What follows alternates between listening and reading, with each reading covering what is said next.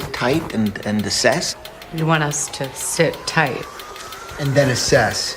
The Netflix film Don't Look Up has been quite successful and garnered lots of attention with its star-studded cast, but has also received lots of criticism from the press, so I wanted to make this video to explore the disparity in reviews. I also wanted to share a specific New York Times opinion piece about this movie, which I found to be quite ridiculous.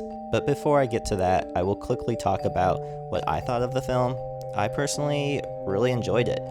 No, it was not like the best movie I've ever seen, and I don't think it deserves to win the Oscars, but I mean, it was good. I sat through the whole thing and had a good time. I thought it was funny, and I thought the satire hit better than any other attempt I've seen for this post-COVID era. On Rotten Tomatoes, the critic score is 55%, while the audience score is 78%.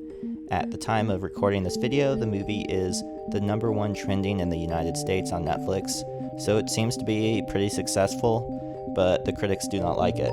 So why are the critics hating on Don't Look Up? The easy answer is that the movie is making fun of them, and they don't like that. And honestly, yeah, that's probably it. I'm not sure. As you know, the whole movie is an allegory for climate change, but a lot of the movie can also be seen as a parody for how our society has handled the pandemic. This movie has a pretty left-wing perspective. It pokes fun at the right's inability to accept basic science and alludes to the corruption and incompetence of the Trump administration. Please, don't say 100%. Can we just call it a potentially significant event? But it isn't potentially going to happen. But it also takes shots at liberal institutions like academia and capitalism, specifically the concept of relying on private corporations to fix our problems. I want to make sure that you're open to the scientific peer review process and you're not approaching this entire mission like a businessman. It also takes shots at mainstream media and morning news shows. Well, the handsome astronomer can come back anytime, but the yelling lady, not so much. I have seen a lot of reviews claim this movie is condescending and treating its audience like they are dumb, but I disagree. As a civilian and average media consumer, I never felt like the film was making fun of me or talking down to me. Every now and then the movie will cut to a shot of just regular people observing the crazy world around them. The movie was not making fun of those people, the opposite. I think the purpose of these shots was to help ground the film in reality. It showed that there was a real world out there and people's lives were impacted by the decisions made by our out-of-touch politicians and corporate elites. These scenes also established a sense of helplessness and disassociation.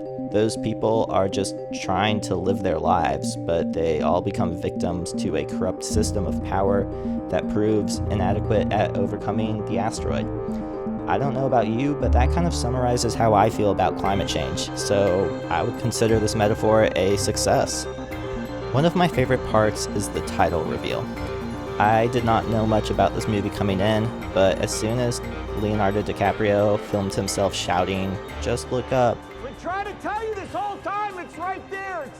I started laughing because I knew exactly where we were going next. And yeah, cut to a MAGA rally chanting, Don't look up! Don't look up! It's not to rob you of your freedom. Don't look up! Don't look up! and there we go. That's, I think, a pretty good movie title. So I came across this hilarious New York Times opinion piece titled "We Need a Second Cut of Don't Look Up" by Ross Duthot. I'm not really sure how to pronounce his last name, but he starts with a review of the film, stating, as I have, that it was a critical failing but a cultural success. He talks about why he did not like the movie, which is whatever, but then he writes his own plot summarized in 5 acts for what he thinks would be a better movie. So his first act pretty much lines up with the movie. The main changes include academic authorities dismissing the asteroid as misinformation, and Twitter censoring users who insist the asteroid is real. Now, when it comes to the whole climate change metaphor, this doesn't really make sense to me because, we all know that academics are the ones who are dismissing climate change and Twitter conspiracy theorists who are really the ones pushing the truth on us. But yeah, in Act 2, again, his plot lines up for the most part with this movie, but he adds that the president, hypes an obscure Bible college astronomer who thinks the chance of impact is under 10%, which, I mean, yeah, I guess that could be funny, and it would actually make sense in the context of the plot. So, good job. But now for Act 3, and this is where it gets good. So, after protests roil the country, the president reverses course and announces a massive nuclear strike. However, the head of NASA, a media darling, insists that blowing up the comet will rain down fragments and kill too many people, and you need a more limited strike, the subject of his own dissertation, as it happens, that knocks it off course. Fox News vilifies him, but the mainstream media insists his strategy is simply science and no serious person could oppose it. So the United States tries his plan, and it fails completely because his dissertation was actually based on fraudulent experiments that were never replicated outside his lab. So this is hilarious because he's basically creating a Dr. Fauci character, but it turns out Dr. Fauci is actually a fraud. I mean, this is just some right-wing fever dream. Now for Act 4. Now the president orders the full blow-it-up strike, but it fails as well because most of the nukes don't work, the military having failed to inspect its arsenal because that part of the budget was spent hiring TikTok influencers to do a new recruitment pitch for Gen Z. In desperation, the government turns to an Elon Musk-style tech wizard, whose great bore drill promises to deliver a warhead into the heart of the comet. Unfortunately, he supervises the mission himself, and it goes fatal when he gets distracted by a Twitter flame war. So he thinks this would be a better plot. So the military is too busy hiring TikTok influencers, meaning that the nuclear weapons no longer work? This is ridiculous. And it's not good ridiculous, it's just bad ridiculous. He thinks that these soft Gen Z TikTokers are destroying our military-industrial complex. And then he has Elon Musk save us with a drill that would work, except for that he gets distracted by Twitter. I feel like the script relies on Twitter a bit much. It's almost like he has a personal vendetta against Twitter. I wonder why.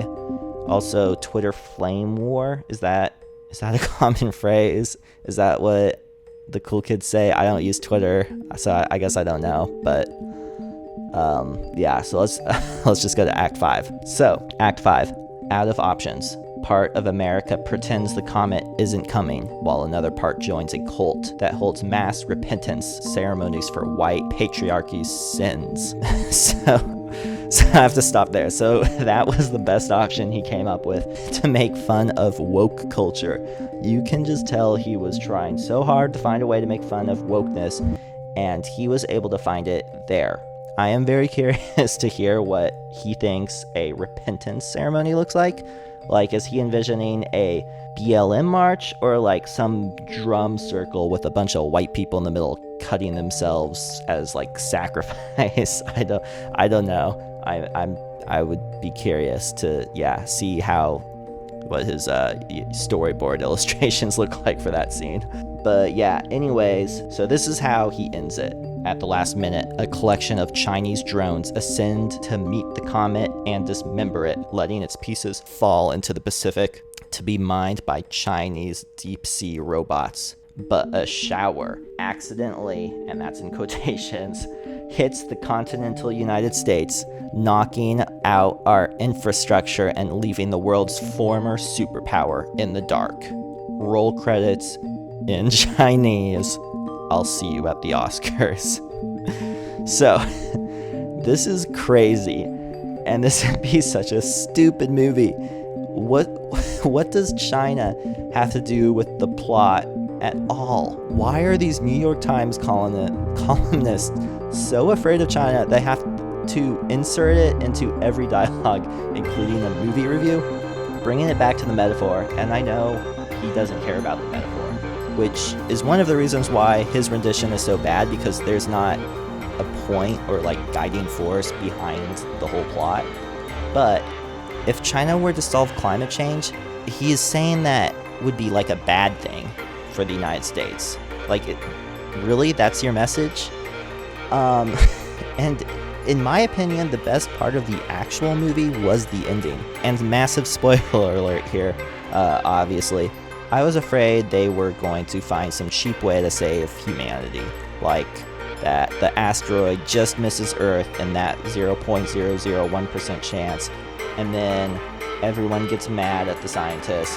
But no, the asteroid hits and everyone dies, which I thought was the best way to end things. And the end scene before the impact was great. I thought that was like one of my favorite scenes. It gave us a chance to slow down and breathe, and I loved like that one line. The thing of it is we really did have everything, didn't we? I mean, when you think about it.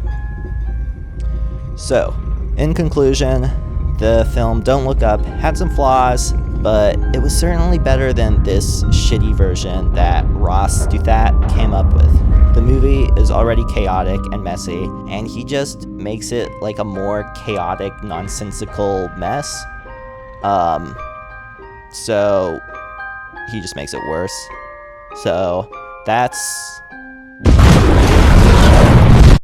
is the point of this video. I hope you enjoyed it.